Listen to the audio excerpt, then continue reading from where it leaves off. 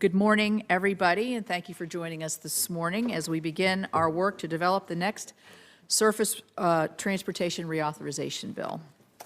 This hearing is the first of a two-part series that we are having to help us guide our work, and I really want to thank Secretary Duffy for being here with us today. My vision for this legislation is simple but important. We want to improve the movement of people and goods. Our roads and bridges are what connect us to the people and places that matter most in our lives. They help American businesses, large and small, create jobs and economic opportunities and enable that competitiveness in the global marketplace. They connect everything around us from point A to point B. Every state has transportation needs and stands to benefit from the Surface Transportation Reauthorization Bill. My home state of West Virginia is pursuing important projects. Like the Coalfields Expressway, I'm specifically mentioning these in front of the Secretary because he will be hearing from me on this one. These two, Corridor H, also to better link our communities to essential services and economic opportunity. This legislation provides the funding and establishes the policies and programs that enable the improvement of surface transportation network that we all so rely on. Since the enactment of the Bipartisan Infrastructure Investment and Jobs Act, the EPW Committee has reviewed and conducted oversight of the existing policies and programs. We've learned a lot about what is working and what isn't. That effort has provided me with three key principles for the next bill. By focusing on these principles, I'm confident that we can work towards bipartisan legislation, as we have in the past, that will deliver results for the American people. Principle 1. Improving the safety and reliability of America's surface transportation network with impactful investments. In recent years, we've seen an increase in the number and scope of federal transportation programs. These programs have often had duplicative purposes and project availability and eligibility. This leads to an expensive and time-intensive process to get funding out the door that disrupts the focus of federal funding and lessens the impact that the legislation can make. As we craft the next Surface Transportation Reauthorization Bill, we must make investments that instead optimize the impact of federal funding and give the state partners the confidence that they can invest over the longer period of time. We should focus on eliminating duplicative programs that invite regulatory overreach and increase funding for the highway formula programs that our states rely on and have a proven track record of success. Principle 2, reforming and modernizing federal programs and policies to increase efficiency. We all know that as currently structured, federal requirements can add red tape that increase costs and time and slow down the completion of projects. We all want to deliver transportation benefits faster and save money for American taxpayers. To achieve this goal, we need to take a serious look at the federal requirements to determine how to make meaningful improvements to our planning and procurement procedures, our environmental review processes for projects, and discretionary grants and loan requirements. By reforming and modernizing these requirements, we can create certainty for the partners who make these projects happen and ensure that the public receives benefits of these needed investments quickly. Principle 3, addressing the variety of surface transportation needs across all states. Obviously, different states have different needs. I wouldn't expect West Virginia, with our mountainous peaks and valleys, to prioritize the same transportation projects in other states and other parts of our country. By avoiding top-down mandates from Washington and giving states flexibility to address their individual improvements, I think that's what we need to be looking at. The bill can support our common goals while ensuring that federal regulations, programs, and policies recognize the different needs of our states. It will take collaboration from my Senate colleagues, our stakeholders, and the Trump administration in order to complete the bill before the IIJA expires in September of 2026. We must be pragmatic and work in a bipartisan way, as we have in the past, to develop a Senate bill that sets us up for a productive conversation on this reauthorization effort with our colleagues in the House. I'm grateful to Secretary Sean Duffy, who is here today to share the Trump administration's priorities for this legislation, and I look forward to learning more about those priorities. The Department of Transportation's technical assistance and support will be critical parts of this process. This is an excellent opportunity ahead of us to make a pivotal impact in our surface transportation network. Each of it knows how important that network is and the role that it plays in keeping our country's economy and people on the move. I'm excited to get to work and continue the EPW's bipartisan tradition of developing this legislation, and I want to thank our witness and the members for participating today in this hearing. I will now turn to my ranking member Whitehouse for his statement. Thank you, Madam Chair, and welcome, Secretary Duffy. It's good to have you here. A strong bipartisan commitment to infrastructure got us the historic Infrastructure Investment and Jobs Act. Last week, I attended the unveiling of the American Society of Civil Engineers 2025 Infrastructure Report Card. We are not A students yet, but the report card shows progress, thanks to both the bipartisan infrastructure law and the Inflation Reduction Act, which are delivering real results across the country. At the start of the Biden administration, our infrastructure was crumbling from decades of neglect. 46,000 bridges were in poor condition. More than 170,000 miles of major roads were in poor condition. We had unreliable and insufficient transit systems. The bipartisan infrastructure law began turning this around with long overdue investments in roads, bridges, transit, ports, drinking water, wastewater, and other systems that are the backbone of our nation's economy. We see this progress in Rhode Island's bridges. We've gone from 27% structurally deficient in 2016 to 12% in 2025. Like I said, not A students, but progress. And the bipartisan infrastructure law brought nearly 100 projects closer to completion in Rhode Island alone. As we think about the future of transportation and other infrastructure projects, it's incumbent on us to address a big obstacle: unreasonable delays. China builds high-speed rail, airports, and ports at warp speed while we tread water. Even France, long lampooned for embodying bureaucracy, builds subway and rail projects faster and at less cost than we do. Delays take many forms. There's permitting, and I'm thrilled to work with Chairman Capito on permitting reform. There's bureaucracy, and as I've mentioned many times before, we have to manage this interagency process monster better. To be clear, I and many of my colleagues rode the Biden administration hard about delays of infrastructure and other projects. This is actually very often a legislative versus executive separation of powers issue in which the executive branch hides behind interagency process, all sorts of delay, irresponsibility, non-accountability, and bad execution. We should take our oversight responsibility seriously no matter who is in the White House. The most recent spate of delays affecting infrastructure projects is the Trump freeze of infra, mega, bridge investment, and protect funding. Thousands of projects are backed up so they can be screened for DEI or other mega heresies by rattled and shrunken agencies. I want to start by thanking Chair Capito and her staff for helping unstick previously awarded funding for Rhode Island's essential Washington Bridge. Madam Chair, thank you. Secretary Duffy, I also want to thank you for your team's work delivering the funding for a number of discretionary grants in the past week, including those Washington Bridge funds. It's a crucial project, as you know, not just for Rhode Island, but for the region. It's where you turn to head out towards the Cape. It's a key hub. I hope that we can rapidly deliver previously awarded funding for the array of I-95 bridges that need the work and for the Mount Hope Bridge, which I want to show, because setting aside how important it is as a piece of transit infrastructure, it's also gorgeous. I mean, it's one of the most beautiful bridges in the country. It's 100 years old. We can extend its life. We need to get this done. As I said in our call, Secretary, and as the Chair knows, I'm eager to work on bipartisan permitting reform, and the scoping conversation with our colleagues at the Energy Committee has already begun. I'm eager to do a robust bipartisan water resources bill and a robust bipartisan highway reauthorization.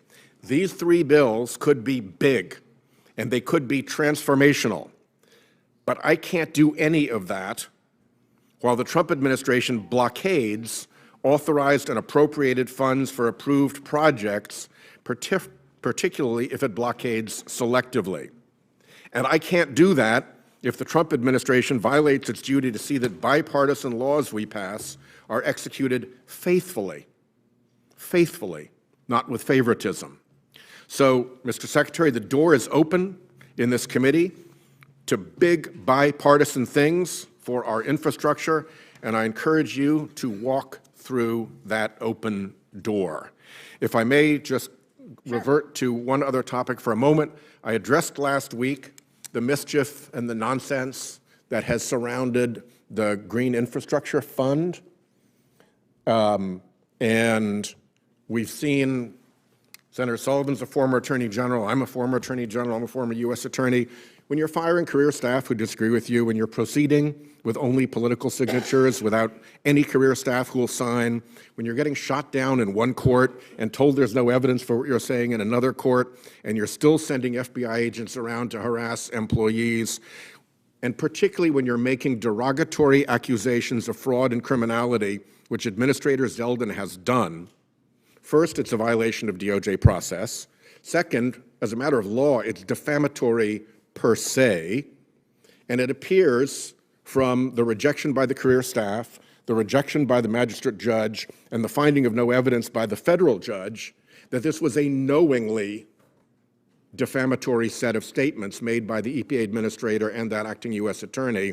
We're going to continue to drill down into that piece of misconduct, and I will simply ask for the moment that the article today, EPA hunt for shady deals and gold bars comes up empty, be made a matter of record for this, Without in this objection. hearing. Thank you very much for that. Thank you. All right, so this morning we are really honored to be joined by U.S. Transportation Secretary Sean Duffy. Secretary Duffy was approved to be Secretary of Transportation with 77 affirmative votes by the Senate and was sworn into his office on January 28th of this year. Prior to his service in the cabinet, as many of us who served in the House know, he was not just a successful district attorney, but he was a member of the House of Representatives with several of us, where I had the actual privilege of serving with him on the Financial Services Committee. So, Mr. Secretary, thank you again for being here. You're recognized for your opening statement. Thank you, Chairman Capito, Ranking Member Whitehouse, members of the committee. I appreciate you all inviting me to the committee today. And maybe if I could just first talk about the bipartisanship of this committee. Per Senator Whitehouse's comments, I think that Senator Capito has talked probably more about your projects than her own projects in West Virginia, as evidence that you all work together in a bipartisan fashion, and I appreciate that because I think infrastructure is bipartisan. Shelley, I'm going to call you after this hearing. But I do think it's one of the unique spaces in our government where we all work together, because our roads and bridges, our airplanes, our airports, the safety of our cars is a bipartisan American issue, not a red or blue issue. But my aim over the course of this hearing is to provide you a sense of the administration's priorities as we work together on surface transportation reauthorization and embark on what I hope will be the golden age of transportation. I took office just over 2 months ago, and in my first full day on the job, we experienced a sobering reminder of why the department's top priority is and must always be safety. While I know today's hearing is about surface transportation, I want to start by highlighting some of the steps we're taking in the immediate aftermath of the mid-air collision on the approach to DCA, because they underscore how we're going to approach our overall mission as we move forward. The Department of Transportation has been refocused on our mission of safety. Following the mid-air collision, we swiftly restricted helicopter traffic in the vicinity of DCA and initiated a review of our air traffic control workforce, our policies, and procedures. At the end of February, less than a month after the fatal accident, I announced my plan to streamline the hiring process for air traffic controllers and increasing pay for new students who attend the academy. In March, following the NTSB's recommendations, I announced that the FAA will permanently restrict non-essential helicopter operations around Ronald Reagan Airport and eliminate mixed helicopter and fixed-wing traffic. We will continue to push for a state-of-the-art air traffic control system.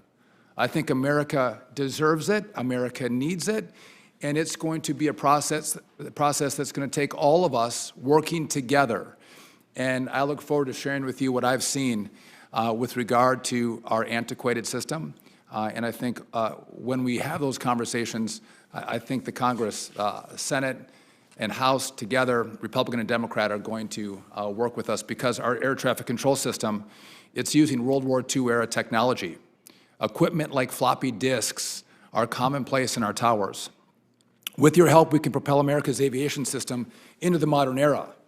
We will do this by embracing the most advanced 21st century technology that makes our system safer, more affordable, and more efficient for all Americans. So whether taking road, rail, sea, or air, cutting unnecessary red tape, as you've mentioned, Senator Capito, and building big, beautiful infrastructure that Americans are paying for with their hard-earned dollars, that's a top priority. Let's do it efficiently. Let's cut the red tape. We can still protect the environment, but let's move these projects faster. Lawmakers on all sides of the aisle can agree that infrastructure projects are taking way too long to complete. But the recent reconstruction of Interstate 40, the critical Appalachian artery between North Carolina and Tennessee that was washed away by Hurricane Helene, demonstrates what's possible when everyone is working together. To expedite rebuilding, we found creative ways to source materials closer to the job site, saving taxpayers both time and money. It is this kind of innovation and problem solving that moves projects faster and more efficiently. There is so much more that we can all do together. I look forward to working with the Congress on surface transportation reauthorization through the process. I appreciate you, Senator, starting these hearings early as we're just beginning the conversation. I think in Congress sometimes we start late, but to go through regular order I think would be a real benefit for the American people. We need to make sure our transportation infrastructure is built with speed, ingenuity, and durability so that Americans can reap returns on their investments, not just for this generation, but for generations to come. I want to thank you all for having me, and I look forward to taking all of your questions. I yield back. Thank you, Mr. Secretary. Appreciate that. Yeah, you're still yielding back. Yeah, that's good. I do appreciate the beginning statements on the air traffic control system, and I know that you guys have diligently been working on that, but safety is safety, whether you're driving or whether you're flying, whether you're on a train, as you made that very, very clear. I would like to ask you about bridges. Senator Whitehouse mentioned that we still have a ways to go before our bridge infrastructure is where it needs to be for the future. In my state, obviously, we have a lot of rivers and mountains. We got a ton of bridges. And we need your partnership to make sure that we're going to have the ability to fix, and we are on the process right now of some major projects, fixing some of our bridges or maintaining them. What can you say about bridges in terms of what you've seen since you've been there on improving our nation's bridges, and what more would we need to do to address the issues with bridge safety and bridge maintenance? Well, not far from where I grew up in Wisconsin, the I-35 or 35W, I believe it was, bridge in Minnesota collapsed. Bridge I've gone over many times. The Francis Scott Key Bridge that collapsed. We see that people lose their lives when our bridges aren't safe. And so I know it's a top priority for this committee and for the department as well. We will make sure that the grants that have been awarded, we're expeditiously moving through those grants and making sure we have funding for that which was awarded. But beyond that, I think we have to take a look at the list of priorities, and the oldest and maybe most dangerous bridges have to be funded first, and those projects have to get underway. Thank you. For the past couple of years, I voted for the IIJA, and I'm glad that I did, but I have raised concerns about the implementation in the IIJA's competitive grant programs and the time it takes, and we're going to see this as a repeating theme, I think, at the time that it takes to get that funding out the door. Can you please commit to a timely execution of project grant agreements? We know that there are numerous projects that are still been promised and are not through the pipeline yet. Promised by the previous administration, which is fine, but they still didn't move them through the pipeline. Can you talk about that and how you think that you can improve that process in your in your department? Thank you for the question, Senator. Many of you have called me and said, where's my project? Where's the money? Can you speed this up? And I'll be happy to talk to Senator Whitehouse about questions that are going to come from him on did we slow, did we pause, did we stop? There are 3,200 announced projects at the department that don't have signed grant agreements. 3,200. We are going to work through those projects. But if you say, where's my project? I'm not looking at 10 projects for grant agreements. 3,200, some of them date back to 2022. So there's a lot of workload to do to get these projects complete, to get the grant agreements completed and the money out the door to your states. I would just note that, Senator, historically, there was 47 to 107 projects announced between Election Day and Inauguration Day. This last administration announced around 950 projects in that time frame, almost 1,000% increase. And so everybody wants their projects, and I'm going to do my best to get those projects out the door, but it is a historic number that was announced. And it's easy, to blow the kazoo and, send up the balloons when you announce a project. The hard work is actually doing the grant agreement. And I'm committed in a bipartisan effort to make sure we get those grant agreements signed and out the door. And especially as we come into the spring building season, that's a top priority for us. So, and by the way, the first project that we actually got through and done was Senator Whitehouse's. So he asked about bipartisanship. I am committed. Infrastructure is not partisan. We all use roads and bridges in blue and red states, and I'm committed to making sure we have a nonpartisan view as we move money. I'm interested in the 3,200 projects that basically landed on your desk the day you got sworn in that were not completed. Could you just flesh out a little bit why they might not be? It might be that they're environmental review, their financing. Can you just kind of line out a little of those? That's a good point. So some of them are the NEPA work had not been done yet. That's true. There's others that would expand capacity. And so if you're going to expand capacity from 2 lanes to 4 lanes, it's my understanding there was a set of ideas that they didn't want to expand the capacity. They would redo current capacity, but if it was an expanded capacity, those projects actually sat for a longer period of time. So they sat at the back of the line. Yeah.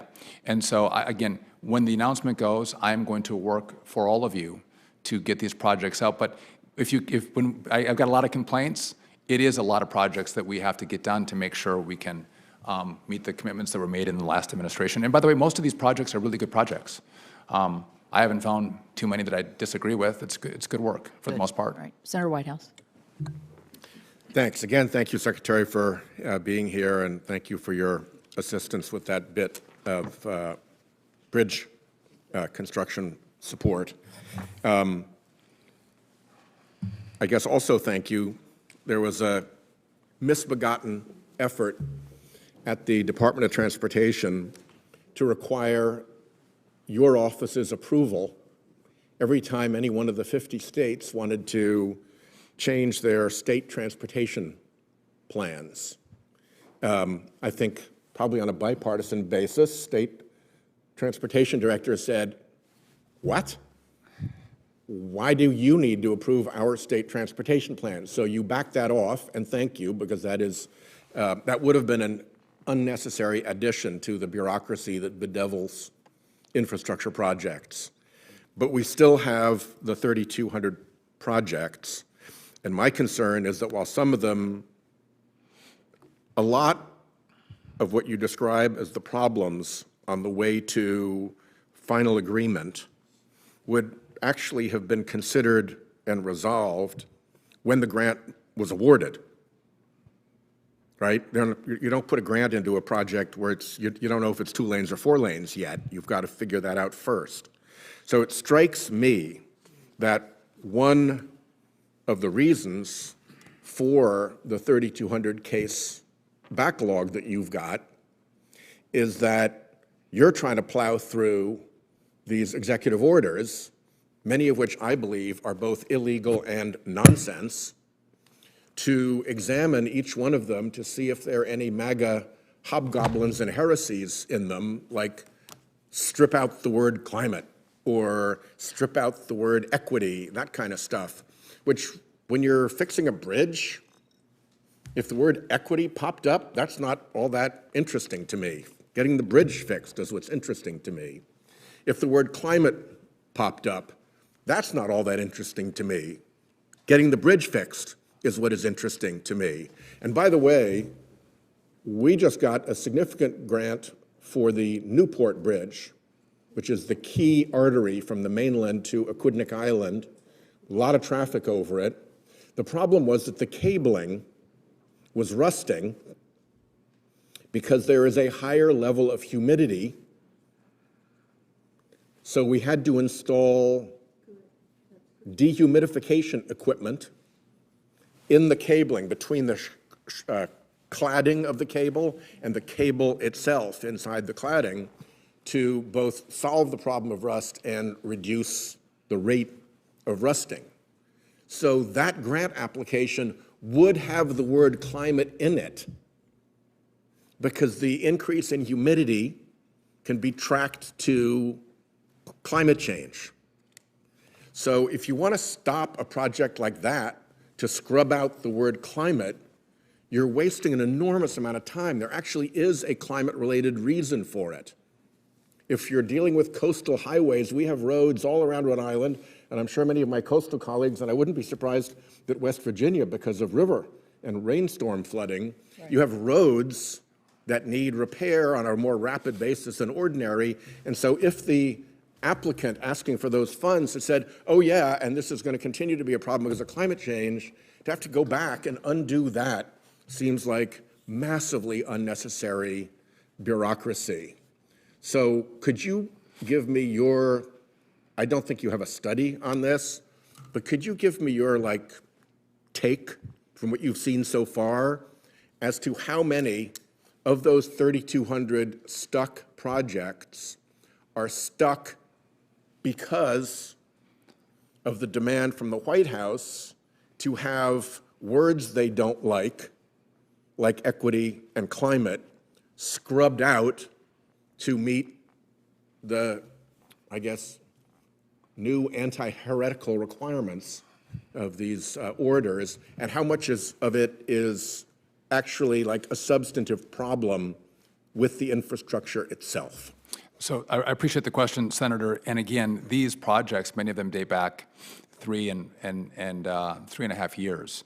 And so to think that we can move through in 2 months 3,200 announced projects is it's impossible for us to do that so quickly. The problem is not that we're going through these grant NOFOs, right? Looking for the green and the social justice.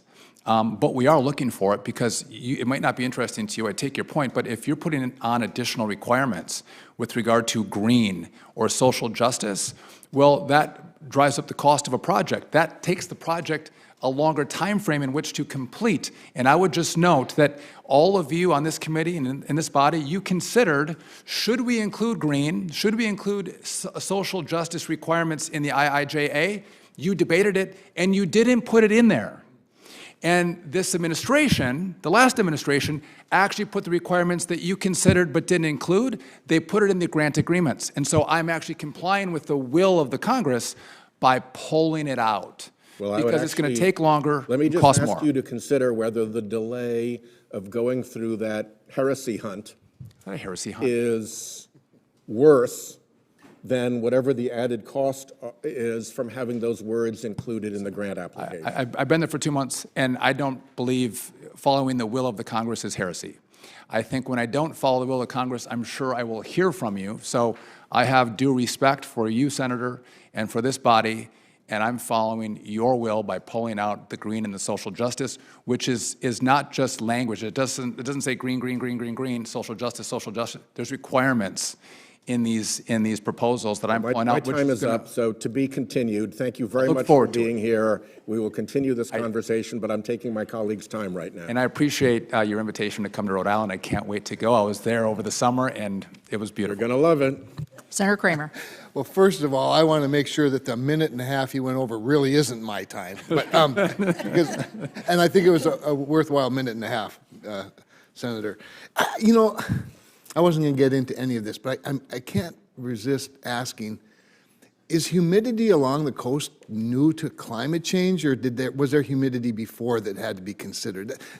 I think is a relevant question in the moment. Listen, I'm not a climate scientist, but I have to imagine it existed for some time. I think so, but I do marvel though at how green this steel 100-year-old steel bridge is. I've seen a lot of rusty ones, and that one is beautiful. The other thing I have to say, I think all of us on this side of the dais that worked through the current bill and worked closely with your predecessor, Secretary Buttigieg, like him a lot. I mean, I like him a lot. But I will tell you, he liked announcements a lot. He was very good at announcements. There were lots and lots of announcements. He showed up at a lot of the announcements, and we're grateful for all that. But your point that the announcement is not the grant, I think is an important one to continue to remind us of. Those of us who hate bureaucracy also recognize there is some legitimacy to going through the grant application and having signatures. And so I appreciate you raising that point. Senator, the grant agreement announcing that you got a project is fun. It It's is a great process. You all celebrate and governors eat cake really and love ice them. cream and you cut ribbon. Yeah, But truly the hard work is Yeah. getting the grant agreement signed and the money out the door. That is the hard work. And again, so when I say there's 3,200, it's going to take us some time to work through that. But again, I want to can I make one?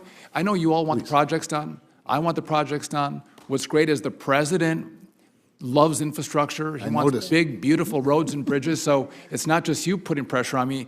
It's the president who's going to say, why aren't you getting more money out the door? Get these projects done. And so it's everyone around agrees on infrastructure. Well, and since we're on that point, Mr. Secretary, and welcome, and it is great to see you. And I was looking down the first several of us served with you in the House, I noticed, and not even, some of them, they're not even here yet. So welcome and congratulations. But along those same lines, remember, one of the things we did put in the current bill is the one federal decision, codifying the one federal decision rule of the first Trump administration. And yet I haven't seen a great application of that for the last 4 years in the permitting of a lot of these projects either. I don't know if you have a comment on that, but It's a good point, and we have to we do have to streamline the process even further with one federal decision, taking the full meaning of the legislation and the language. In the remaining half of this discussion, at least at this moment, I would point to the emphasis that Chairman Capito put on the formula funding and the history of formula funding. I often like to refer to the fact that you cannot reserve, 300 miles in the middle of the North American continent for gravel along Interstate 94, or Durham from North Dakota would never become pasta in New York. And I think it's while and by the way, and I strongly support the chairman's emphasis on applying that formula to even more grant programs and discretionary grant programs to the degree that we can do that.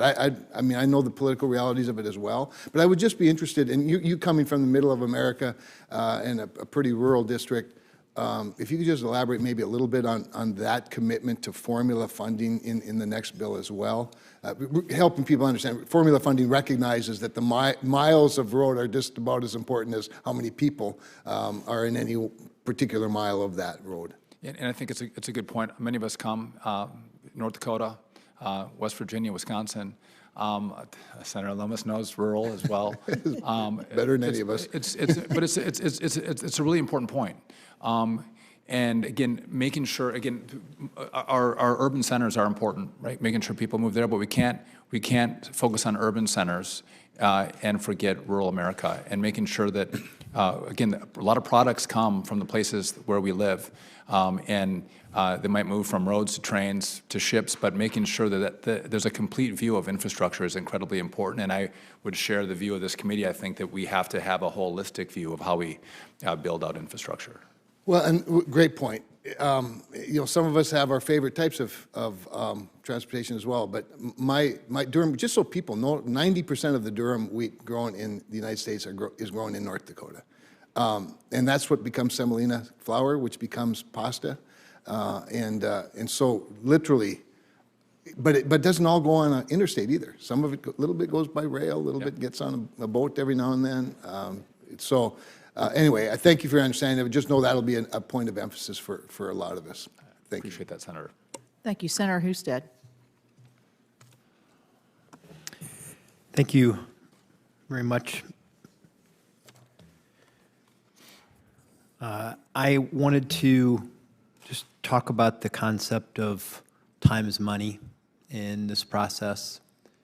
I come from Ohio and have,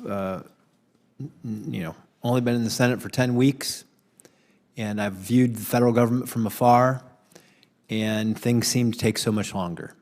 I will give you an example. This is not directly related to the Department of Transportation, but broadband. Passed a bill in Congress 2021 about rural broadband. Still, nothing has been built. We passed a law in the state of Ohio to do rural broadband with state money. We built it in 2 years. All by basically saying, this is what we want.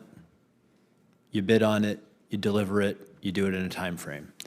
And in preparation for this conversation this morning, I was looking, how long does it take to get a new exit on a highway? Well, 5 to 15 years, but if you look at it, it's usually towards 15 years. How long does it take to build a new bridge? 7 to 20 years, typically is more closer to 20 than it is 7. What is it that you're doing to institutionalize, to look at how we can deliver this faster, and how can we help you? So first of all, Senator, thank you for the question, and welcome to the Senate. Congratulations. Thank you. Congratulations. There you go. So far, with these delightful colleagues, it's been wonderful. Listen, you make an incredibly important point. And I think Senator Whitehouse made the point that in China, other places in the world, they build their infrastructure so much faster. And we have decades of laws and rules and regulations that make it really complicated to build. And so what we've done right now at the department is there's requirements that are put on funding that is sent in the bill that we have to actually do. But I've asked, let's take out all the other requirements that we're putting on from the department so we can build projects faster. I think we are going to work on NEPA reform in this administration. I know that all of the body bipartisan wants to work on regulation reform as well. Again, we can protect the environment and move projects faster. We're not doing it smartly. And so I think it's going to be a whole of government. We all, I think, are recognizing what sounded like a good idea at the beginning has now becoming a weight around our neck as we try to build infrastructure. And so I would look forward to working with you on what we're going to do at the department, what you all can do in the Senate. And if we do that, again, instead of taking 10, 20 years, we could take 3 to 5 years to build out these projects. So I'm going to ask you about being intentional about it. Is there anybody's job inside the department to figure out how we're going to go faster? So what's important for the department is to streamline the process for the states, right? To take off as much of the weight as possible so they can build faster and spend more time turning dirt and less time doing paperwork. And so we are at the department doing that part. But there's some requirements that the Congress has put on us that we include in these agreements that states have to comply with. But offering more flexibility to states who have, I think, a more vested interest in moving these projects faster, I think is a key part of this as well. And I think Texas has been a great example of, delegating authority to Texas and seeing them move more quickly on projects. Well, we have the rules and regulations in place to protect people, to protect the environment, to make the process more accountable. It actually, the delays end up costing the taxpayers more, not less, because of inflation and other consequences of the delays. But as a competitive item for this nation, I just take 3 things that happened in the last 4 years: rural broadband, charging stations, the CHIPS Act, how long it takes the money to get out the door for the construction to go, while China is innovating. Nuclear power plant. You go through the list of how long it is taking us as a nation to literally get government money out the door to build the things we say we need to compete and defend ourselves for our economic and national security takes longer and longer. And I would argue that these rules and regulations are at the expense of Americans, that their health, for example, if we know that there is a traffic issue that's a safety issue and we take years to get it accomplished, people are dying, people's lives. It's not good for the environment if you have to. All of these things add up. I just share that and urge you to help us. I look forward to working with you. Time is money. We saw with the inflation over the last 4 years that these projects have become so much more expensive because they didn't move more quickly. And I would just, if I could take one moment and just, Yes, go ahead. the cost of a whole project, upwards of 40% of the cost is complying with the rules and regulations. We're not turning dirt, we're not building bridges. We're actually giving this to consultants, money to consultants, as we try to go through the regulatory process. And I think if the American people knew that, they'd be outraged. They want their bridge. Put the money in. By the way, if we streamline that process, it's not 40%, it's maybe 15%. That means we build more bridges, we build more roads, you get more projects, and Americans are happier, which is what we want. Happy America. Yeah, Less regulation. Yeah. Every time you have a compliance officer or an attorney, that's one less construction worker or engineer you're employing. 100%. Thank you, Madam Chair. Okay, I'm turning slowly to Senator Merkley because Senator Whitehouse wanted to make a quick comment. I just wanted to jump in and remind you that my distaste for interagency process is something that can be remedied purely within the executive branch by adding transparency and accountability so that somebody's in charge when interagency process fails or derails or delays. So please keep considering that, and both the chairman and I are eager to give you a thumbs up and a blessing if you can clean up the swamp of interagency process. I will, and you said I might hide behind, I'm not going to hide behind that. I'll join you in that effort. Senator Merkley. Thank you very much, Madam Chairman. And I really appreciate the point you're making about time is money. And really the concerns that folks have back home in Oregon is that projects, instead of being expeditiously going forward, that they're being delayed. And so everything you're saying, as I walked in the hearing room, I'm like, yes, yes, yes. And I'm just basically asking, put that philosophy to work. Because I'll just take an example with the one of the bridges over the Columbia River, the Hood River Bridge. It's absolutely sitting on the desk waiting for approval for the contract. Meanwhile, you've got the design team waiting, you've got the trying to line up the construction side, trying to get it all lined up. You can't line those things up until the signature gets onto the page. And in this case, it's a signature on the infra grant. Can you take a look at that project and say, is there any reason to hold this up? I mean, everything you just expressed, that is exactly how people feel. Like this project will be so much more expensive month by month if it can't go expeditiously forward. Is this the one between Oregon and Washington? Well, it's one of two, I-5? actually. The Hood River is in the middle of the Columbia Gorge, so it's the smaller project. It has a $200 million infra. It is not the interstate crossing, which is another really important project. So I will take a look at the smaller project, and I would love to talk to you about the I-5. Because I think I saw the bridge needs to be redone.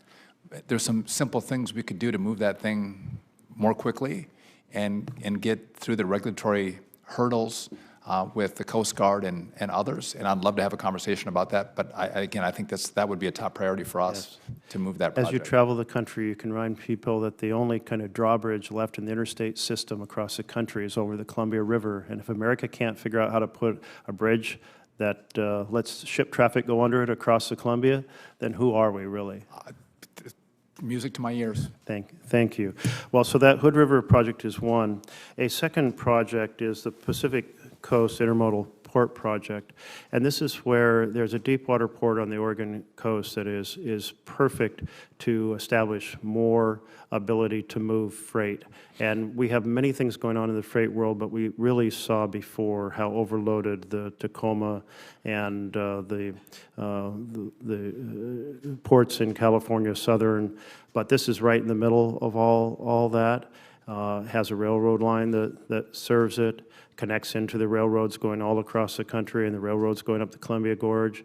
And so it's a perfect place to add port capacity.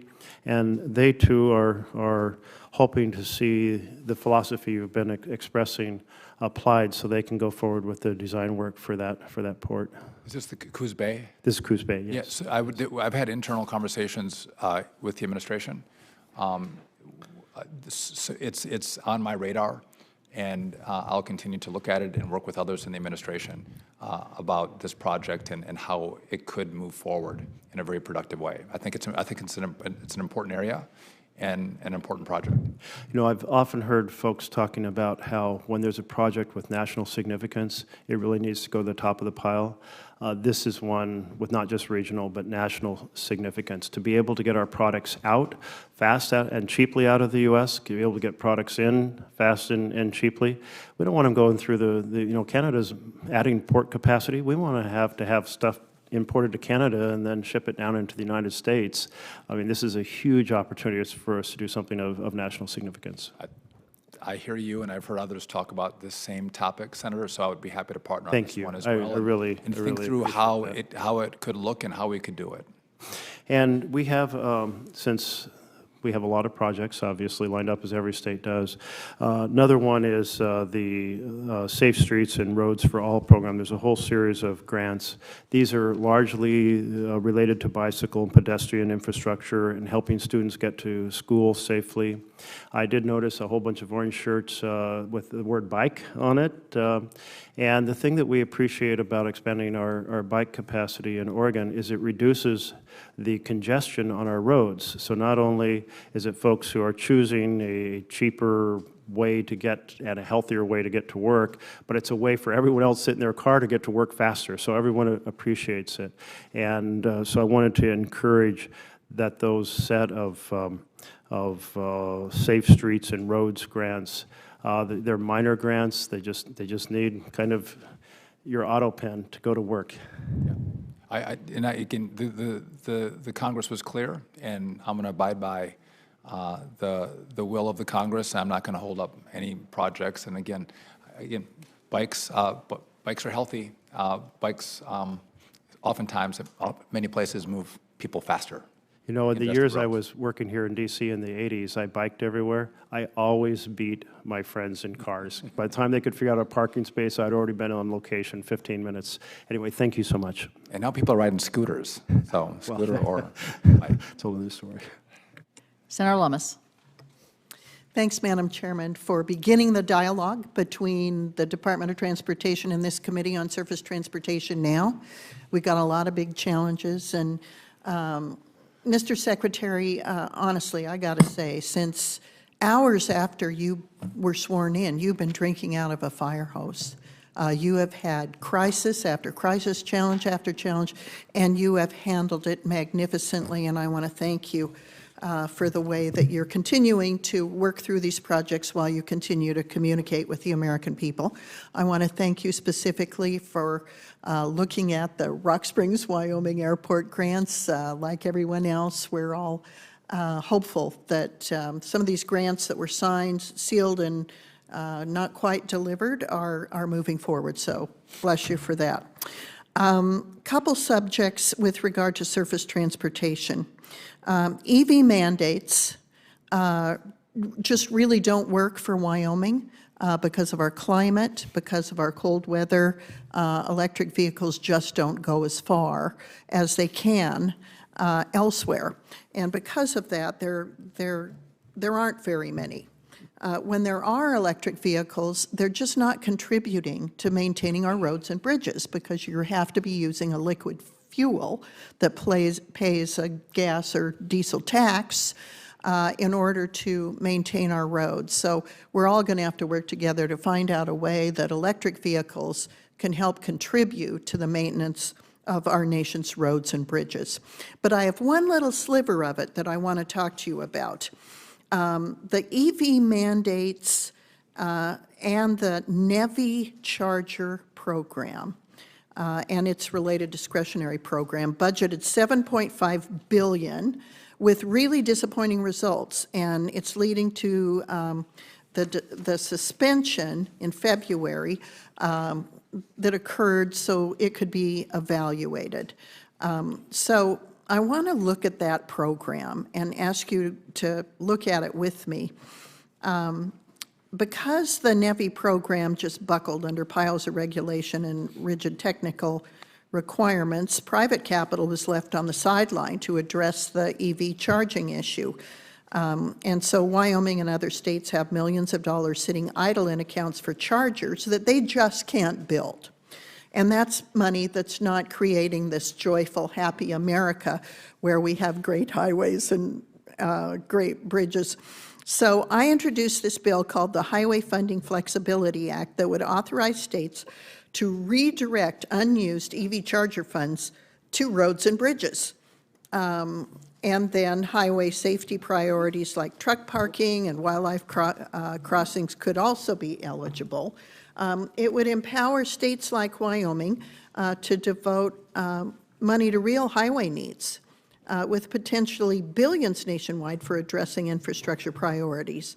So I'd like your help exploring this and maybe other ways to make sure that money that has been appropriated could be put to use on big durable projects that connect our country, some of the projects that my colleagues have raised. So how do you recommend we go about having a dialogue about things like that?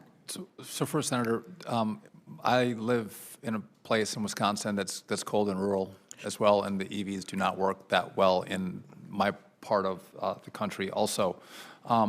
But just in regard to the NEVI program, just to be clear, the guidance, I think, from the last administration wasn't working. I believe there's been, over 3 years, 66 chargers built with the $5 billion out of the $7.5 billion that was directed toward the EV chargers, and again, very burdensome regulation. And so we're redoing the guidance. Listen, you can have a debate about whether we should have charging stations or not. You guys all passed a bill with charging stations, but I think if you pass a bill saying we should build out American infrastructure with charging stations, we should build charging stations. We shouldn't pay people to not have charging stations. We have 66 of them. And so I look at the guidance, I'm going to make the guidance work. Whether I agree with it or not, you told me to do it, and so let's do it well. But there's still money there, and that's a role for the Congress to say, hey, do we want to take this money and use it for something else? That'll be your all's decision as you go forward this next year. But I'm going to do what you've directed, and 66 is a shameful number. Yeah. And again, it goes back to the senator from Ohio's point. There's way too many rules and regulations. Yeah. And then people can't comply, and then you don't get the build. So I would be happy to work with you, though, on kind of what we're thinking, and happy to work with you on what you're thinking. But I do also believe that EVs should pay part of the cost of roads and bridges that they use. And how you do that is a question that we'll have to grapple with. Thanks, Mr. Chairman. If we get a second round, I'll ask you about truck parking. There again, there's a Department of Labor rule that says you can only drive a certain number of hours and then you absolutely have to stop. And there's no place for them to park. And so that's an issue for another round. Thank you so much, Mr. Secretary. Thank you, Senator. It's a safety issue. We have to address it. Thank you. Senator Padilla? Thank you, Madam Chair. Secretary Duffy, thank you for being here, and appreciated our productive and constructive dialogue by phone yesterday on some of the California transportation priorities that we've been discussing for a while. And I appreciate, Madam Chair, the opportunity to shed light on the bipartisan infrastructure law. It has meant more than $54 billion of investment in a number of projects throughout the state of California that not only help keep up with our transit needs, help keep modern and efficient some of the nation's busiest ports, and of course our extensive highway system. We're doing so to meet some deferred maintenance needs in some respects, but also making necessary improvements to accommodate both a growing population and a growing economy. So a lot of these projects have been a long time in coming, and we're finally glad to see the activity happening. But as we talked about yesterday, it's also critical that the administration supports some key events that are drivers of goods movement, people movement, and are a catalyst for modernization. Specifically referring to the LA 28 Olympics to be hosted in Los Angeles, the most populous region in the country already. But add to that the anticipated 15 million ticket holders coming to events in 2028. So to make it successful and to lay the foundation for economic growth well beyond the Olympics, we're looking to partner with the Department of Transportation in a big, big way. 2028 seems like a long ways away, but it's actually just around the corner from a planning and preparation standpoint, and we need funding for those preparations now. And I think it'd be helpful to have a designated line item in the president's budget to help us prepare not only for LA 28, by the way, but also to lay the foundation for the 2034 Winter Olympics in Salt Lake City. So long an intro to ask you what you might be able to provide in terms of an update on your work to support the Olympics in 2028, including any work with the OMB to develop funding proposals for the Olympics. Yeah, I appreciate the question, Senator. And again, it is the Olympics that are going to be hosted in LA, but in America. And so there's a task force in this administration that we are part of, that I have designated someone to as we think through what should the administration be looking at, what are the needs of the greater LA area. As we, to your point, we're going to see a lot of people come into our country. We're going to move them, we have to house them. And again, that's a thoughtful process that we are engaging in right now. And I would agree with you, 3 years is right around the corner. There's not a lot of time. We have to move quickly. Move them, house them, and help maintain safe and secure events around the Olympics. Question on a different topic. The Infrastructure and Jobs Act provided $8 billion in advanced appropriations for the FTA's Capital Investment Grants Program. One of the items that we talked about yesterday, which helps fund large transit capital projects. Projects make their way through the pipeline after already rigorous review on their merit and their feasibility. And there's a number of critical projects in California making their way through the pipeline as we speak. But as you can imagine, there's some constituents, there's some transit agencies back home, some municipalities that are a little nervous about the reliability of that funding, given some of the changes and whiplash that we're experiencing here in Washington. As your team executes the program, can you assure us that the review process and just the awarding of funds going forward will continue to simply be based on merit? Yes, Senator. And I think you might be also referring to the California high-speed rail project, which we are going to. One of a number, yes. And per our conversation yesterday, our people have been in touch with the California Rail Authority, I believe is who that is. And but I do believe as a philosophy, if we commit to rail, if we commit to infrastructure, we should actually build the infrastructure we commit to. And I know that this project you've laid out, there's distinct differences for the LA to San Francisco portion of this high-speed rail. But when we give timelines and projections of cost that we can't meet, and it's $33 billion now, it's going to be like $133 billion. There was time frames that were set by, it should be done by 2020. Now there's no time frame in which it's going to be completed. That's not your fault, Senator, but we have to actually deliver on projects for the people. And we don't have high-speed rail in America. If we want to have high-speed rail and you want to dedicate money to it, let's actually show America what high-speed rail looks like, because we built it. We didn't just spend money on a project, we built a project. No, I respect that, Mr. Secretary, but to be clear, that's one of a number of projects I was making reference to. There's transit projects, including rail lines in and around San Diego, second largest city in California, still another one of the largest cities in America, in and around Los Angeles. Yeah. Second largest city in America, but the anchor for the most populous county in America, around the San Francisco Bay Area. So areas of significant economic contribution to the nation and our federal coffers that can continue to grow with the proper infrastructure investment. So wanted to keep those moving along. Look, Yes. my time is up. I may submit some questions for the record, but appreciate your attention and partnership. Senator Sullivan. I want to keep them safe too, Senator. I want when people ride the rail, I want them to be safe when they move. Absolutely. Thank you, Madam Chair. Mr. Secretary, great to see you. I just want to really thank you. I think you're doing a great job. You've been very responsive. That press conference we had with our congressional delegation over at the Department of Transportation after the plane crash in Alaska was really meaningful to my constituents, so thank you. Keep up the fantastic work. I want to build on what we call the FASI initiative, you know, the Federal Aviation Safety Initiative in Alaska, where I know you're committed to that. I gave our big shout out to you in my annual speech to our Alaska legislature last week. One thing to follow up on, when you're talking about ATC, the Anchorage Center for the FAA on the air traffic controllers, these men and women do a great job. I'd love for you, when you come to Alaska, to see them, but I agree, it's like Post-it notes, floppy disks. I mean, it is so antiquated, and they just don't do aviation control for Alaska. Anyone who's flying from the lower 48 to Asia, Japan, Korea, they fly over Alaska.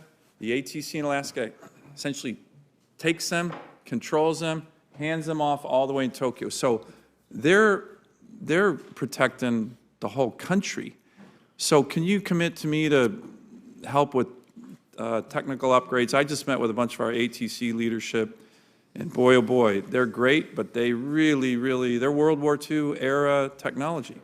So I would look forward to, I worked out what will be a proposal for the Senate and the House.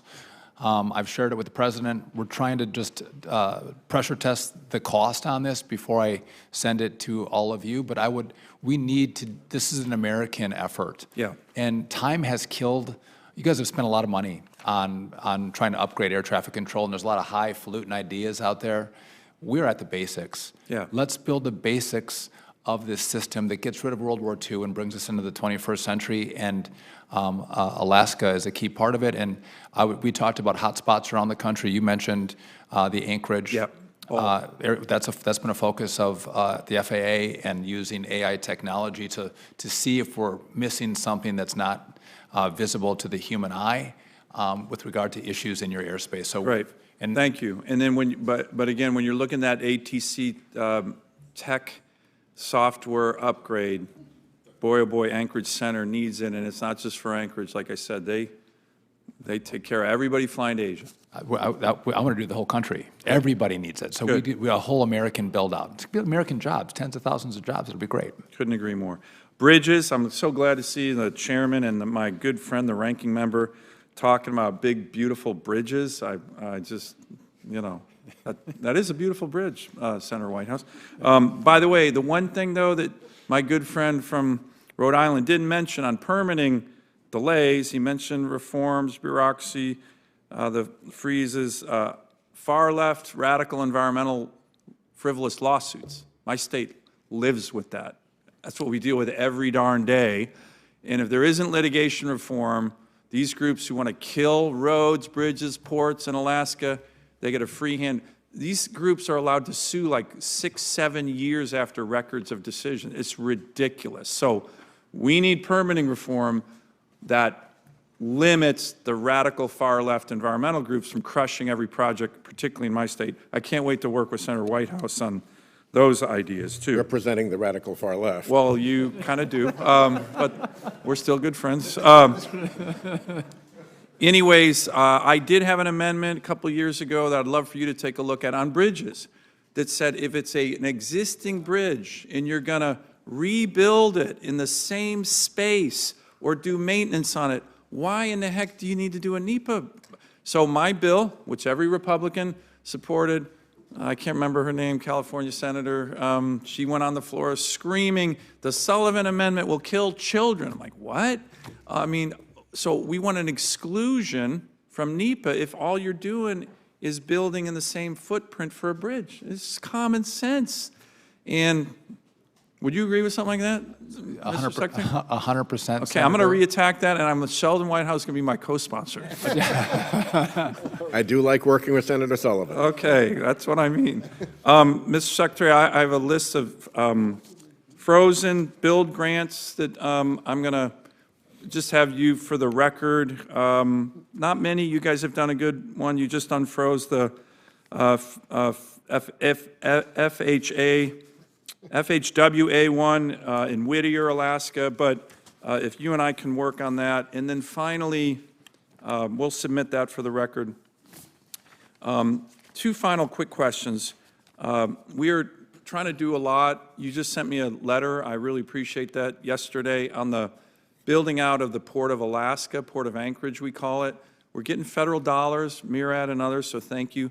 But once again, the permitting is, you know, I wrote you about NEPA, but there's a NOAA, you know, beluga whale thing. I mean, we need to get everybody together on the permitting side for the Port of Anchorage and follow through on the President's Day 1 executive order on unleashing Alaska's economy and resources, which we are very happy President Trump did that.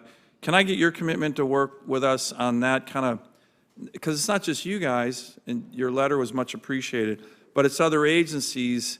And I think we just all need to get together and say, hey, this is a really needed port. We're finally getting federal dollars to it, but we got to get the permitting right. If it's 6, 7 years on permits, that's just wasted money, wasted time. I would welcome the opportunity to work with you, Senator, and I look forward to seeing you in August. Great. And then finally, I'll submit it for the record. We have an idea on the tribal transportation program that can help our tribes get more infrastructure dollars. As you know, a lot of our tribes, not just in Alaska, but in the lower 48, they really suffer from lack of infrastructure. And there's some ideas to help that program be more efficient, get some more funding to our tribes throughout America, and would welcome to work with you on that. Yes, Senator. Thank you, Ms. Secretary. You're doing a great job. Take us to Senator Schiff. Thank you, Mr. Secretary. Thank you for being here. I want to raise concern about a number of projects in California that are still waiting for an answer. In the mega program, $283 million for the Port of Long Beach rail construction project, $166 million for Contra Costa's Innovate 680 program, $53 million for a multimode facility in Madera. In the infra bill, $105 million for Redwood City, SR 84 and US 101, $98 million for Caltrans, SR 99 Tulare improvements. In the rural surface transportation program, $41 million for the city of Tracy, Corral Hollow Road project, $35 million for Yuba County Plumas Lake Boulevard. In FHWA, $102 million for Caltrans I-5, $56 million for SJV Air Pollution Control District, $55 million for California Energy Commission. In reconnecting communities, $26 million for the Housing Authority in LA, $11 million for the City of Goleta Multipurpose Path. In the RAISE program, $25 million for BART, $23 million for the Palmdale Grade Separation Project.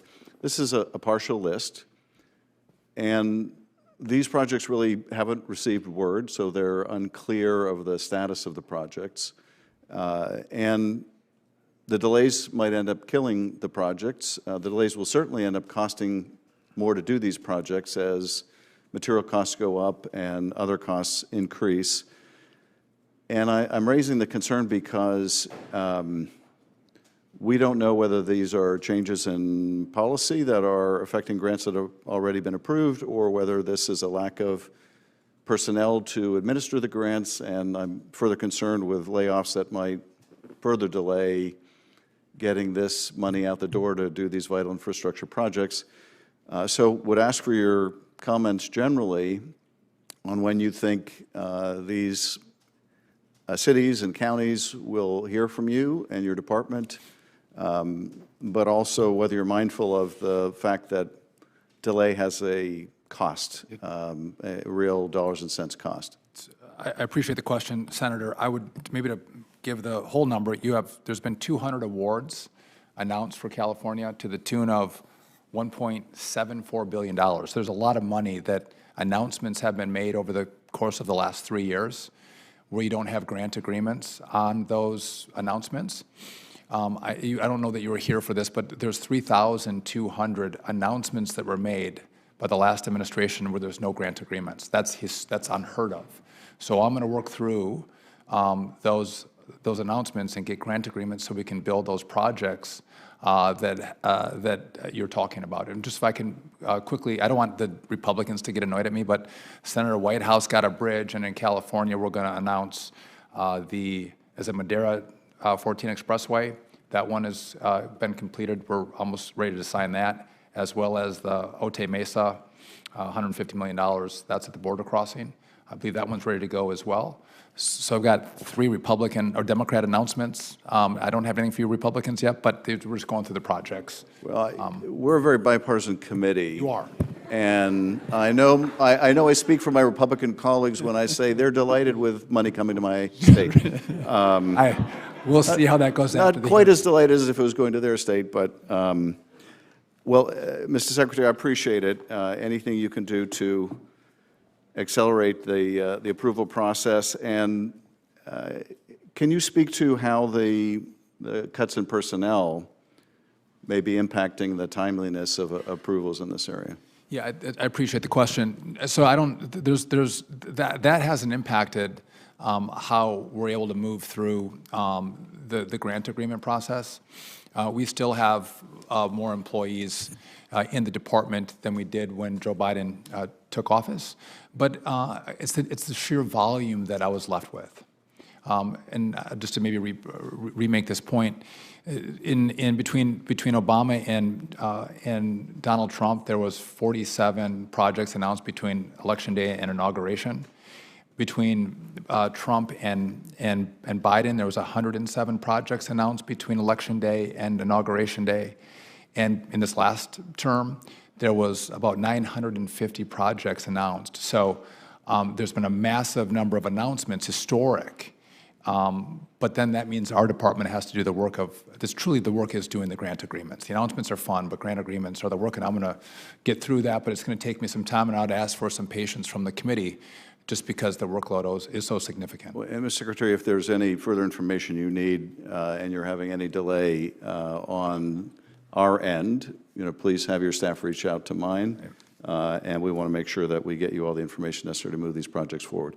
I appreciate that, Senator. Thank you. Yield back. Particularly if the delay is substantively based and not a heresy hunt.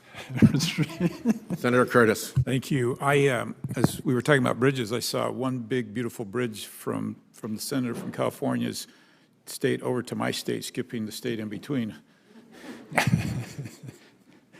Quite a bridge. Secretary Duffy, so delighted to have you here in this capacity. I associate myself with my colleagues who have complimented your fast and early start. Thank you for jumping right in and the work you do. And I'll be careful because I don't know your travel schedule, but hypothetically, if you found yourself in Utah in the next short time, we would be very excited. And we have a project we would love to show you, our front runner. I think you're familiar with that. We've got the Olympics coming also in Utah a few years later than California. 80% of our population is serviced by this one rail because of the geography of our state. And that 80% is expected to double in no short time. So we'd love to have your support on that project and love to personally show you that as well, given the opportunity. Yeah, Senator, I'd love to work with you. And if I could just take a moment, I want to extend my condolences to the state of Utah. You lost a lioness of a legislator and a friend of mine, and I know a friend to the great state of Utah, Mia Love, who served in our body in the House. She lost her battle with cancer. She has a wonderful family, and I know she loved Utah, and she served your state well. And our hearts are broken that we lost her. And on behalf of the state, thank you for your friendship with her, too. I know she thought very highly of you. Also want to bring up, Utah is unique in the sense of our regional planning MPOs They actually like each other and get along. At the time I was serving as mayor, I was told we had the only statewide MPO project in the country where all the MPOs agreed across the entire state. And that synergy is just really important. So I just wanted to get your thoughts on MPOs, particularly in the reauthorization bill, how you see the role of MPOs. Listen, if it's working well in Utah, and as we go through the reauthorization, I'm sure you'll be a champion, and I'll take your lead. And what do we learn from the successes, and how do we improve on the successes in this new bill? Excellent, good. We've had a lot of conversation today about bureaucracy and regulations. And going back to my mayor days, whenever we built a project, we knew the rule of thumb was if we took $1 of federal money, it increased the cost of our project by 30%. And keeping the same standards, right, all the same NEPA requirements, and yet it was led by the state and not the federal government. So one of my questions for you is, what role can we transition traditionally done by the federal government to the states? Utah loves to be the lead on these projects, and would love to get your thoughts on that and how we can deal with that. I think it's a great point. We have been trying to designate more authority to states because they move projects faster than have happened when going through the federal government. But to the larger point, I think there is a philosophy about what we have to do with the permits and the environmental reviews, and I do believe there's an understanding in Democrat and Republican that what's been created today is not what was anticipated when bills were passed, and that's why I think there's bipartisan support to do reform in this space so we can move projects faster and more cheaply. And again, we don't have to sacrifice an environmental review, but I think it was Senator Sullivan who mentioned the litigation and the complication and the cost is real. And I'll do my part. I know the administration wants to do their part, but the Congress has to do their part as well to streamline this process, and we can move. Given any opportunity, Utah would love to serve as the lead agency in environmental projects, and would love to talk to you about that and how that might help us streamline. I would love that. Good. Recreational Trails Program, I'm just going to read a stat here. Off-highway vehicles users like four-wheelers, ATVs, and off-road motorcycles contribute $281 million annually to the Highway Trust Fund and only receive $84 million back out of it. And would love to have that discussion with you too. That's a big deal in Utah, returning some of those back to the trails programs. I would welcome that discussion. And again, I know it's big in Utah, but northern Wisconsin, also big deal. A lot of people come to ride through our beautiful forests. Sounds like something I need to do. I'll get out. I think you get out to you do. Utah, and I'll get out to Wisconsin. Thank you. I recommend July or August. Okay, thanks, Mr. Secretary. I yield my time. Senator Kelly. Thank you, Madam Chair, and thank you to Secretary Duffy for being here today. And it's great to have the opportunity to speak to you on the phone yesterday. I want to start by discussing the review of the competitive grant awards, as we discussed on the phone, and the guidance issued by the Department of Transportation on March 11th outlined the process of reviewing projects for grant awards that are not yet finalized. So this has caused significant disruption for a number of our projects in Arizona, including the replacement of the 22nd Street Bridge in Tucson. I was on the phone with the mayor of Tucson yesterday about this, Regina Romero. And this 22nd Street Bridge project replaces an outdated bridge for cars that are going over Union Pacific's main Southern Transcon rail line in Tucson. Needs to be replaced. There are cars, or there are certain size trucks and emergency vehicles that can't go over this bridge. Not allowed. There's also a project in Arizona called, it's the widening of US Highway 93, which is one of the deadliest roadways in Arizona and part of what we call the future Interstate 11 between Phoenix and Las Vegas. Phoenix and Las Vegas are perhaps the two closest cities in the country, major cities that are not connected by an interstate highway. There's also the replacement of 4 bridges on Interstate 40 in northern Arizona that were not built to current standards. And then a reconfiguration of a three-way interchange in the West Valley, that's outside of Phoenix, that also has an at-grade railway crossing and is one of the most congested intersections in the state. There's also a project that widens U.S. Highway 95 to address a decades-long problem of traffic and unsafe roadway conditions between the city of Yuma and the Army's Yuma Proving Grounds in southern Arizona. And then there's more than a dozen more. I could go on. I'm not going to do that. I've sent you and your staff a full list of these priority projects. And I'll note all of these projects were announced before Election Day, not after. None of them were selected for political reasons. They were selected because they're important to my state and they meet the purposes of these congressionally authorized grant programs. They repair bridges, they reduce congestion, they improve safety. And based on your testimony and our prior conversations, I'm pretty sure we agree those are the exact types of projects that should receive funding. And yet, for no fault of their own, these grant recipients in Arizona have had to wait several months now, not able to move forward on reviews or grant agreements and forced to delay their construction schedules. I just had a bunch of my constituents in the office today talking about and asking why have these things stopped? So Secretary Duffy, what updates can you give about when the internal review of grants that was laid out on March 11th will be completed? So, Senator, again, I agree, many of the projects, good projects. I think in total there's 44 awards that you received for $561 million in the state of Arizona. And they were awarded before Election Day. I would note many of these go back 2 and 3 years, yes, these projects. And so I love that you're saying that I can clean up 2 or 3 years of announcements in 2 months. That's a little bit challenging, but I am committing to you, like I did on the phone, I'm going to work through these projects. Explain to me, what do you mean by clean up? What is required to clean them up?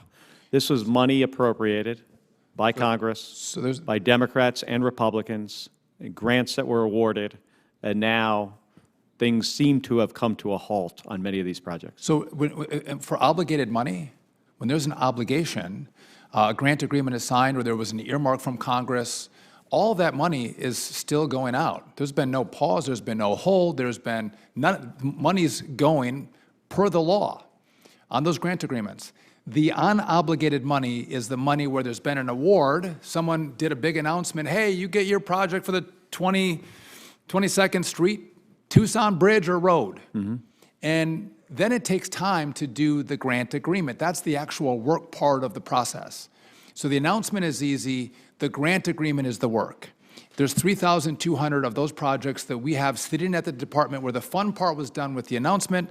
We have to do the work of doing the grant agreement with the states. And we're going to work through that quickly as possible, but it is a historically large number. Mm. And so I take your point, but you alone have 44 projects that were announced that don't have grant agreements on them. And a lot of you all have these projects, and you're all, I think, rightfully annoyed that the money is not coming, but many of them are years old. And again, if you're annoyed or concerned, I think the focus shouldn't be on me, it should be elsewhere, because we've been there 2 months, someone else was there for 4 years. And I'll work on those with you. All right, thank you, appreciate it. Senator Also Brooks. Thank you so much, Madam Chair. Secretary Duffy, good to see you again. You as well, Senator. And enjoyed the conversation yesterday. During our discussion, we talked about our time as county executives, and so that federal transportation programs really are so integral to the success of our states, projects like road maintenance, bridge repairs, safety projects. And so I am looking forward to working with you and working with this committee to craft bipartisan surface transportation reauthorization bill. But I'm also wanting to ask you just about 3 questions. One is regarding construction costs for infrastructure. that we know, particularly highway construction, have increased significantly. And the Federal Highway Administration's National Highway Construction Cost Index, which measures the rate of inflation in labor and material costs, increased, we know, 59% since 2021, 36% between 22 and in the first half of 23. And these costs continue to rise. And so we know that that this will impact how much infrastructure we can build with allocated funds. So the question is, how will the administration plan to ensure that transportation funding keeps pace with inflation, so that projects in states like Maryland aren't delayed and are not downsized? Yeah, Senator, I think that's a great question, and I appreciated our conversation yesterday, two former prosecutors, and I appreciate the good work you've done in all the roles you've had in your public service. But you're right, we have to do our work in the department to get these projects out the door, get grant agreements signed, and get new notice of funding opportunities done as well. So again, we can have a massive infrastructure build in this country. And the sooner we do it, I think, to your point, the more cost effective it'll be, because we get we get today's costs when we do projects, not tomorrow's costs if they're delayed. I think also an important part of it is not just the work that we have to do. I do believe that the Congress has to do its work on permitting reform, because that is taking a very long time and it's not the work that you've done or the department's done. It's that the process to go through to begin these projects takes so long, and if they're delayed 5, 6, 10 years, the cost of completion is significant. And also part of that, we can reduce the cost of the consultants and the permitting, which means more money will be there for the road or the bridge or whatever, the rail that we're working on. Okay, and also just, I know there's been a lot of conversation today about bridges. Maryland happens to also be very concerned about a bridge, in particular the Francis Scott Key Bridge that collapsed after being hit by a vessel in 2024. And the collapse highlighted some vulnerabilities that we have in our nation's bridge infrastructure, and particularly around bridges that were not designed to withstand these modern vessel strikes. And so in response to the tragedy in Maryland, the National Transportation Safety Board conducted an investigation and issued a preliminary report, which highlighted other high-risk bridges that are across the country. So the question is whether you will commit to expeditiously adopting the recommendations that the NTSB outlined in that preliminary report. So I would note I've worked very closely with the NTSB, and their chair, Jennifer Hamady, has done an excellent job and has partnered with us very well. I want to take a look at the recommendations, and again, to implement recommendations on the number of bridges that she highlighted would indicate a significant amount of money that comes in this upcoming bill. Again, the resources have to be provided, and you all have to have the discussion if that's a priority for the Congress. But I'm happy to engage, and we should have a broader conversation together about what that priority list looks like.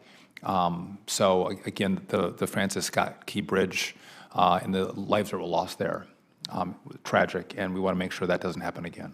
Okay, and just the final question. I know we talked also about transit, and on average, the Washington Metropolitan Area Transit Authority, WMATA, carries over 800,000 passengers daily across rail and bus systems, very important to the D.C. area and metropolitan area, including Maryland.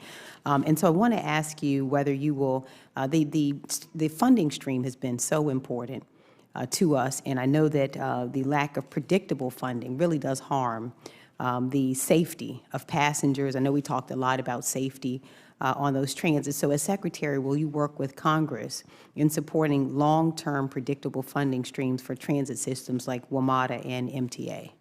Yeah, I'm happy to have that conversation. I do think that, again, everyone driving in a car may be challenging if you're coming into into Washington, D.C. or to New York City. And so transit's an important part of it. But we should expect that if we want people to ride our trains should be safe. They should not be subject to violence on our subways or our trains. And I think that's local communities. And I think the mayor has been making good efforts in D.C. here. But we have to take steps to make sure people are safe. And also, I think we have to look at the cost. In New York, I believe it's the next most expensive place to build subways is London, and New York is 5 times more expensive than London.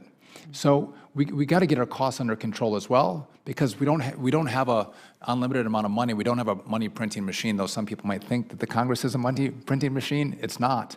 And so let's use the money well and make investments that go further for the taxpayer and the American people, and make sure that they're safe. And I would work with you on that and figure out how we make those goals a reality. Right, thank you. Thank you. Thank you. Senator Blunt, Rochester. Thank you, Chairwoman Capito and Ranking Member Whitehouse. It's good to see you, Secretary Duffy. I want to, first of all, thank you for your responsiveness. When I've called or text, you've been very responsive, and I appreciated our conversation as well in preparation for today's hearing. I'm running back and forth between 2 committees, so I apologize, but the other committee was also focused on safety. Commerce Committee, we were talking about aviation safety.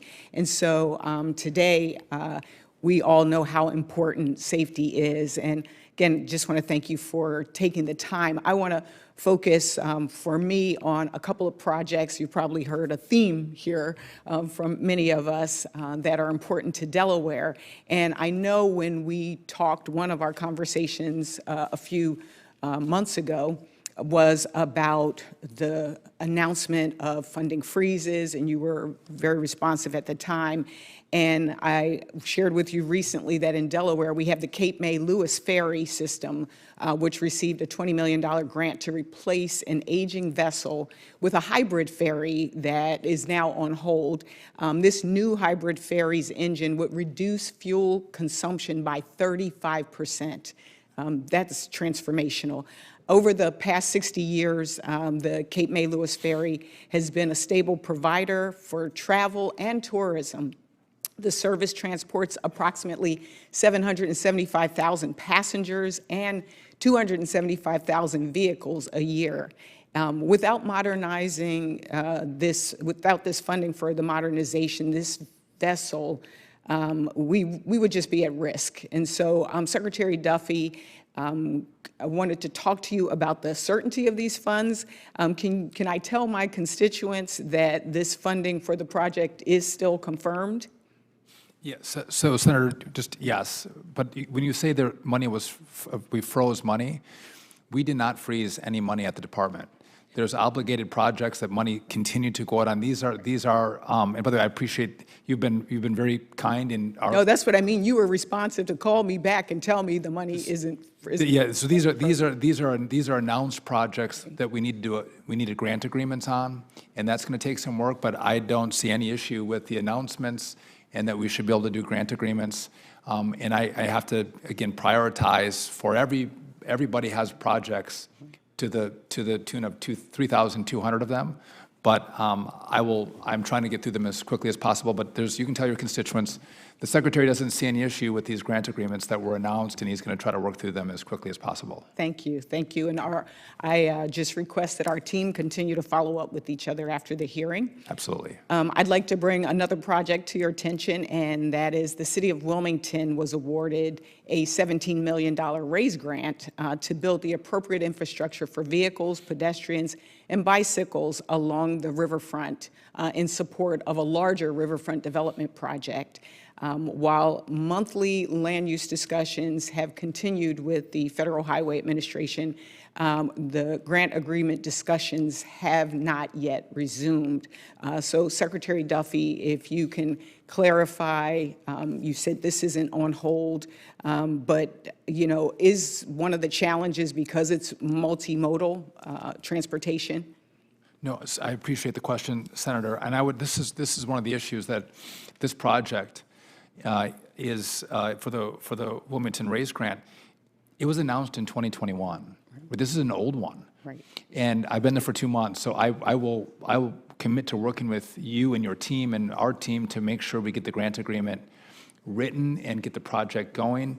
But the 2 months I've been there, I'm not the holdup. It's 3 years in the making to get us here. And I think it's fair to you to go, well, I don't care about the past 3 years. I care about what you're going to do for me today, and I'm going to work with you to deliver it for you in this administration. It's and- interesting, you're actually talking on my behalf, which you think I might be thinking. I'm just saying, this is an important project to Delaware. Yes. I just want to confirm that it's part of a larger picture. It also includes flood mitigation and protection. And so just want to make sure that our teams can work together to make sure that the talks continue and that we get this implemented for Delaware. And you know, I see some folks in the audience who have the bikers, our bike rider shirts on, and I am also very much supportive of programs like the Safe Streets and Roads for All and the Neighborhood Access and Equity Program. These investments have helped, as I mentioned, safety. We think about the safety of cyclists as well as pedestrians. And so we hope that you will also focus on these grants and making sure that this money is not politicized. I know there was a memo that talked, an internal memo that talked about the different things that would be potentially, you know, on the chopping block. We hope that our cyclists, our pedestrians, as well as our those who are traveling are safe. Thank you, and I yield back. Thank you, Senator. Thank you. I want to thank you. And Secretary Duffy, I want to thank you. We don't have any further questions, so I would really thank you. And your whole testimony was really, I think, goes back to your House roots, realizing that all politics is local for all of us. Yes. You did your homework before you came on all of our various projects, so we really appreciate that. And from what I've heard everywhere, the responsiveness has been amazing. So senators who wish to submit questions for the record have until 5 p.m. on Wednesday, April 16th to do so. The senators' responses to those questions are due back to the committee no later than close of business on Wednesday, April 30, and will be submitted for the record. Let me just thank you, Chairman, for what I consider to be a refreshing outbreak of normal today. And thank you, Secretary. Thank you. Thank you, all. Mr. Secretary. Very grateful. This meeting's adjourned.